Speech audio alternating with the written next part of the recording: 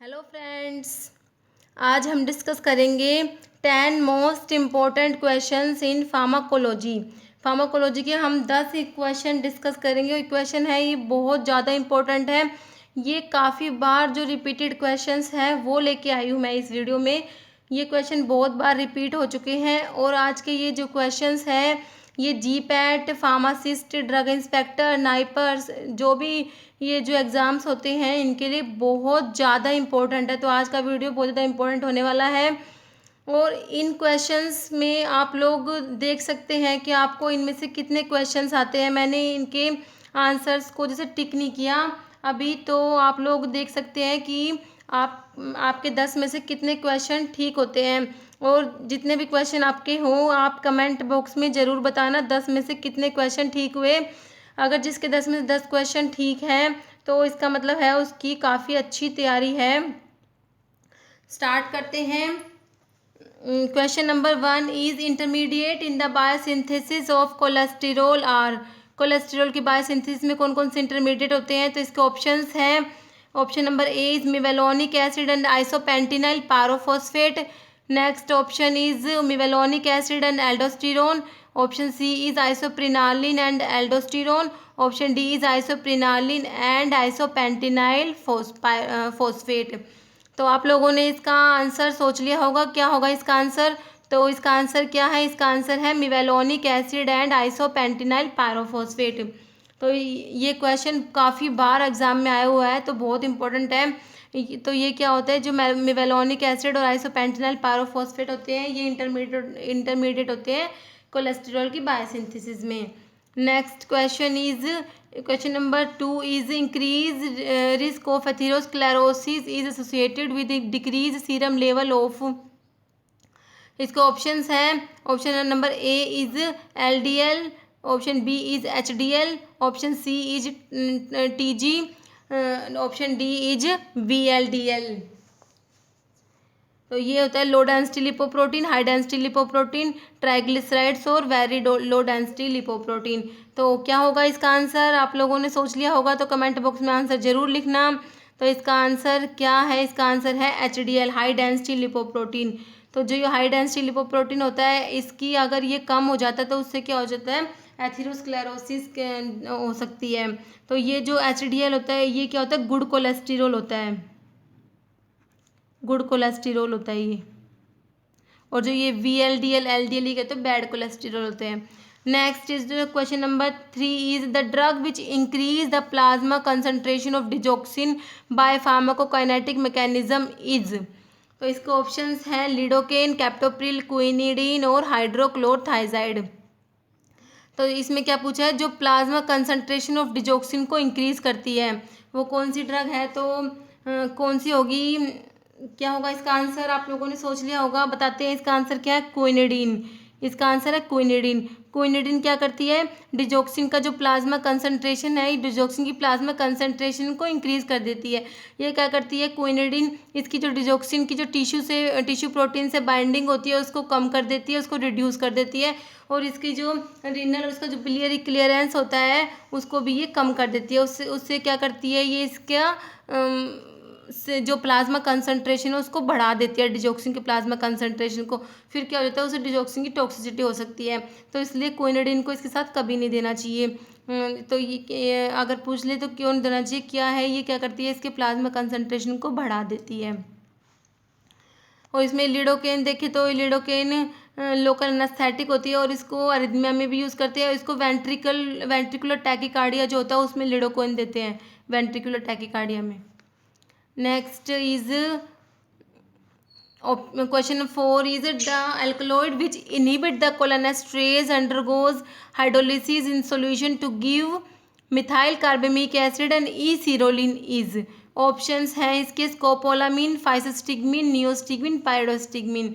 तो इसमें क्या पूछा है, तो सोच लीजिए इसका क्या आंसर होगा। तो इसमें पूछा है अल्कलोइड विच इनहिबिट द कोलिनेस्ट्रेज, मतलब एंटी कोलिनेस्ट्रेज है वो। क्या है, एंटी कोलिनेस्ट्रेज है, कोलिनेस्ट्रेज को इनहिबिट करता है। और अगर उसकी हाइड्रोलिसिस होती है तो उससे क्या ऑब्टेन होता है, मिथाइल कार्बेमिक एसिड और ई सीरोलिन। तो इसका आंसर है फाइसोस्टिग्मीन। बहुत बहुत ज़्यादा इंपॉर्टेंट है ये। फाइसोस्टिग्मिन की हाइड्रोलिसिस से क्या मिलता है, ये मिथाइल कार्बेमिक एसिड और ई सीरोलिन। और ये क्या होता है, एंटीकोलिनेस्टरेज होता है। Next is cytosine arabinosides act on this phase of cell cycle. Cytosine arabinoside कौन सी जो सेल साइकिल की कौन सी फेज पे एक्ट करते हैं, तो ये कौन सी फेज पे, ऑप्शन है G1, G2, M या S, इनमें से कौन सी फेज पे एक्ट करते हैं, तो ये एक्ट करते हैं एस फेज पे एक्ट करते हैं। साइटोसिन जो अराबिनोसाइड्स होते हैं ये एस फेज पे एक्ट करते हैं। अगर हम देखें तो एस फेज पे और कौन कौन सी ड्रग्स एक्ट करती हैं, जैसे ये एंटी मेटाबोलाइट्स होते हैं ना, इनमें एक तो ये मिथोट्रिक्सेट है, मिथोट्रिक्सेट ये इसमें आती है। एक है 6 मरकैप्टोप्यूरिन, 6 थायोगुआनिन, 5 फ्लोरोयूरासिल और ये साइटरैबिन आ गया। साइटोसिन अराबिनोसाइड को साइटरैबिन भी बोलते हैं। एक ये आ गया इसमें। और इसमें कौन कौन सी ड्रग आती है, जो डॉक्सोरूबिसिन और डोनोरूबिसिन आती है ना, वो दोनों ड्रग इसमें आती है, डॉक्सोरूबिसिन और डोनोरूबिसिन। और हाइड्रोक्सी यूरिया एक मिटोमाइसिन सी, ये ड्रग इसमें आती है, एस फेज में एक्ट करती है ये सारी ड्रग्स। एम फेज में तो सभी को पता होगा, इसमें विन का एल्कलॉइड्स होता है, विनक्रिस्टिन, विनब्लास्टिन, जो पैक्लेटैक्सल, डोसिटैक्सल ये होते हैं, ये एम फेज में आते हैं। और G1 और G2 फेज में देखें तो G1 में है विनब्लास्टिन, विनक्रिस्टिन और विनब्लास्टिन वैसे तो एम फेज में है। और जो विनब्लास्टिन है ना, तो बी से विनब्लास्टिन में बी है ना, तो मतलब बोथ, वो 2 फेज में एक्ट करेगा, एक तो एम फेज में, एक G1 फेज में। तो इसमें विनब्लास्टिन भी एक्ट कर, इसमें G1 में क्या है, विनब्लास्टिन। और G2 में देखें तो G2 में एक तो ब्लियोमाइसिन आती है, ब्लियोमाइसिन। इस ब्लियोमाइसिन को कैसे याद रख सकते हैं हम, क्योंकि जो ब्लियोमाइसिन है ये अगर हम अपना जूरिस्प्रूडेंस में देखें तो शेड्यूल जी ड्रग है। ब्लियोमाइसिन क्या है, शेड्यूल जी ड्रग आती है ना, ब्लियोमाइसिन, टोलब्यूटामाइड, ये सब क्या होती है, शेड्यूल जी ड्रग होती है, जो मेडिकल सुपरविजन के अंडर लेनी होती है। हमने इसका ट्रिक्स याद किया ना, GMS ट्रिक्स याद किया, जी में मेडिकल सुपरविजन की ड्रग्स, तो हम इसको ऐसे याद रख सकते हैं, उसमें शेड्यूल जी में आ रही है, तो ये इससे इसको G2 में इसको याद रख सकते हैं कि ये ब्लियोमाइसिन किस में आएगी, G2 में आएगी। और इसमें कौन सी आती है, डोनोरूबिसिन, डोनोरूबिसिन एस फेज में भी आती है और डोनोरूबिसिन G2 में भी आती है। तो इसको भी यहाँ से याद रख सकते हैं, दोनों मतलब दोनों को 2 से याद रख सकते हैं, दोनों मतलब दोनों, तो मतलब ये एस फेज में भी आएगी और G2 फेज में भी आएगी। तो ब्लियोमाइसिन आ गई, एक आ जाएगी डोनोरूबिसिन, एक इटोपोसाइड और टोपोटिकैन, ये 4 ड्रग है, G2 फेज में आती है। इनको छोड़ के और जो ड्रग्स होती है वो सेल साइकिल नॉन स्पेसिफिक होती है, और ये जो ड्रग डिस्कस करिए क्या सब क्या सेल साइकिल स्पेसिफिक ड्रग होती है। तो इसका आंसर क्या होगा, साइटोसिन अराबिनोसाइड का हो गया एस फेज। नेक्स्ट इज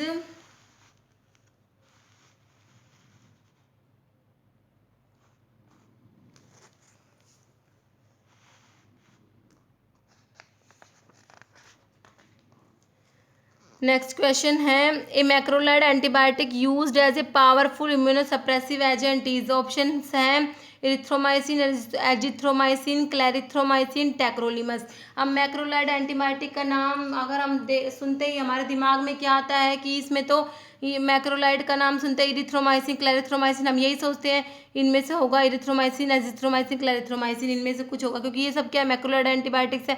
तो ऑप्शंस ऐसे ही होती है हमेशा, ऐसे कन्फ्यूजिंग से ऑप्शंस होंगे जिसमें हम कंफ्यूज होते हैं, तो हमें जो भी हम पढ़ते हैं उसको थोड़ा सा ध्यान देके पढ़ने की जरूरत होती है। तो इसमें ये बात और पूछे इम्यूनोसप्रेसिव एजेंट, तो इम्यूनोसप्रेसिव है टैक्रोलीमस, तो इसका आंसर क्या होगा, टैक्रोलीमस क्या है, मैक्रोलाइड एंटीबायोटिक होती है और ये क्या होती है, पावरफुल इम्यूनोसप्रेसिव एजेंट है। और एरिथ्रोमाइसिन या जिथ्रोमाइसिन, क्लैरिथ्रोमाइसिन, ये सब क्या, ये मैक्रोलाइड एंटीबायोटिक्स होती हैं और ये प्रोटीन सिंथेसिस को इनहिबिट करती हैं। ये हमने डिस्कस किया था जब प्रोटीन से एंटीबायोटिक्स का मैकेनिज्म, तो ये क्या करते हैं, ट्रांसलोकेशन को इनहिबिट करती है। क्या कैसे करती है, प्रोटीन सिंथेसिस को इनहिबिट, इसमें अगर हम डीपली अगर देखें तो ट्रांसलोकेशन को जो होता है उसको इनहिबिट करती है ये मैक्रोलाइड्स एंटीबायोटिक्स। और ये 50S जो राइबोसोम होता है वहाँ पे बाइंड होती है। नेक्स्ट इज, तो इसका हो गया tacrolimus. Question number 7, a person taking organic nitrate has to avoid one of the following drug as it can cause severe hypotension. तो इसके ऑप्शंस हैं एस्प्रिन, वॉरफेरिन, कोलेस्टायरामिन, सिल्डेनाफिल। तो इसका आंसर क्या होगा, आप लोग सोच लीजिए। वॉरफेरिन क्या होता है, ये ओरल एंटीकोएगुलेंट होता है, वॉरफेरिन क्या है, ओरल एंटीकोएगुलेंट है। एस्प्रिन, एस्प्रिन का ये एंटी प्लेटलेट एक्शन भी होता है, 75 से 150 mg की डोज होती है, इसमें ये एंटी प्लेटलेट एक्शन शो करती है एस्प्रिन। ये एंटी पायरेटिक भी होती है, एंटी इन्फ्लामेटरी भी होती है, एंटी प्लेटलेट भी होती है। ये क्वेश्चन भी आता है कौन सी ड्रग है इसमें जो एंटी पायरेटिक है, एंटी इन्फ्लामेटरी है, एंटी प्लेटलेट भी है, इसका भी क्वेश्चन आता है। तो इसमें से हाँ कौन सा इसका आंसर क्या है, इसका आंसर है सिल्डेनाफिल। सिल्डेनाफिल क्या करती है, ये जो है फॉस्फोडाइस्ट्रेज 5 इनहिबिटर होती है और ये पल्मोनरी हाइपरटेंशन में यूज़ करते हैं। तो अगर इस ड्रग को जो अगर एक person taking organic nitrate has to avoid, मतलब अगर किसी को ऑर्गेनिक नाइट्रेट अगर जो ले रहा है अगर उसको सिल्डेनाफिल साथ में दे दी तो उससे क्या हो जाएगा, सीवियर हाइपोटेंशन हो जाएगी। क्या हो जाएगा, सीवियर हाइपोटेंशन। तो बहुत इंपॉर्टेंट इंटरेक्शन है नाइट्रेट्स की और सिल्डेनाफिल की, इसको अच्छे से याद रखना है। Next question is to avoid lithium toxicity a patient using lithium carbonate for mood disorder should not be prescribed. Options हैं acetazolamide, mannitol, propranolol and hydrochlorothiazide. तो सोच लीजिए इसका क्या आंसर होगा। एसिटाजोलामाइड क्या होता है, कार्बोनिक एनहाइड्रेज इनहिबिटर होता है। मैनिटोल क्या होता है, ये है जो इस ये क्या डायरेटिक होता है, इसको उसमें सेरिब्रल जो एडिमा होता है उसमें मैनिटोल ड्रग ऑफ चॉइस होती है सेरिब्रल एडिमा में, बट ये पल्मोनरी एडिमा में कॉन्ट्रा इंडिकेटेड होता है, ऑस्मोटिक डायरेटिक होता है। मैनिटोल हेडेक होता है, इसका एक साइड इफेक्ट होता है headache. Propranolol non selective beta blocker है, तो इसका आंसर है हाइड्रोक्लोरथाइजाइड। क्या आंसर है इसका, हाइड्रोक्लोरथाइजाइड। तो इसमें जो लिथियम कार्बोनेट जिसको देते हैं उसको शुड नॉट बी प्रिस्क्राइब्ड, इसके साथ में हाइड्रोक्लोरथाइजाइड नहीं देना चाहिए। बहुत इंपॉर्टेंट क्वेश्चन है, काफ़ी बार एग्जाम में आया हुआ है। नेक्स्ट ये क्वेश्चन भी आता है प्रोप्रेनोलोल को, ये क्या होता है, नॉन सेलेक्टिव बीटा ब्लॉकर होता है, तो इसको मतलब अस्थमा में कॉन्ट्रा इंडिकेटेड होता है। जो प्रोप्रेनोलोल होता है ना, ये अस्थमा में कॉन्ट्रा इंडिकेटेड होता है। नेक्स्ट इज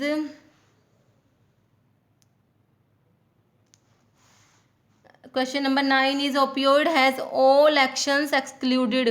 इनमें से ओपियोइड्स के सारे एक्शन है, सिर्फ एक को छोड़ के, वो कौन सा है। तो जो ओपियोइड इसके ऑप्शंस क्या क्या है, एनाल्जेसिक, एंटीटसिव, एंटीडायरियल या एंटी इन्फ्लेमेटरी। तो कौन सा आंसर होगा इनमें से, इन चारों ऑप्शंस में से इसका आंसर क्या होगा। तो ओपियोइड्स जो होते हैं वो एनाल्जेसिक्स होते हैं, एंटीटसिव्स होते हैं, एंटीडायरल्स होते हैं, बट वो एंटी इन्फ्लामेटरी नहीं होते। Option D is right. जो ओपियोइड्स होते हैं उनका एंटी इन्फ्लामेटरी एक्शन नहीं होता है। एंटीटसिव्स होते हैं ओपियोइड, इसलिए जो एंटीटसिव्स प्रेपरेशंस में जैसे कोडीन है, कोडीन को एज एंटीटसिव यूज़ करते हैं। एंटी डायरियल होते हैं, ये क्या कहते हैं, कॉन्स्टिपेशन कोज करते हैं, इसलिए एंटी डायरियल जो प्रिपरेशंस होती है उसमें जैसे कोडीन है, फोल्को जो कोडीन होता है इसमें कोडीन यूज़ करते हैं एंटी डायरियल में। जो एंटी मोटिलिटी ड्रग आती है ना उसमें कोडीन, डाइफिनॉक्सिलेट, लोपिरामाइड आती है। तो इसमें तो इसका आंसर क्या है, एंटी इन्फ्लामेटरी एक्शंस होगा इसका आंसर। तो जो ओपियोइड होता है उनका एंटी इन्फ्लामेटरी एक्शन नहीं होता। ये बहुत ज़्यादा इंपॉर्टेंट क्वेश्चन है, ओपियोइड के बारे में क्वेश्चन बनता ही बनता है। Next is which of the following drug is having weak disulfiram like action. तो इसके ऑप्शंस हैं dacarbazine, procarbazine, methotrexate, hydroxyurea. अब देखो कंफ्यूज करने के लिए क्या दे दिया, डाकार्बाजीन और प्रोकार्बाजीन दोनों सेम सेम सी लग रही है ना, तो बंदा इनमें कंफ्यूज हो जाएगा। अगर अच्छे से मतलब ध्यान दे के अगर नहीं पढ़ा, जैसे एक बार सुपर जैसे पढ़ा हुआ है थोड़ा सा, लेकिन अगर दोनों ऑप्शन सेम देख के तो कंफ्यूज वैसे हो जाएंगे।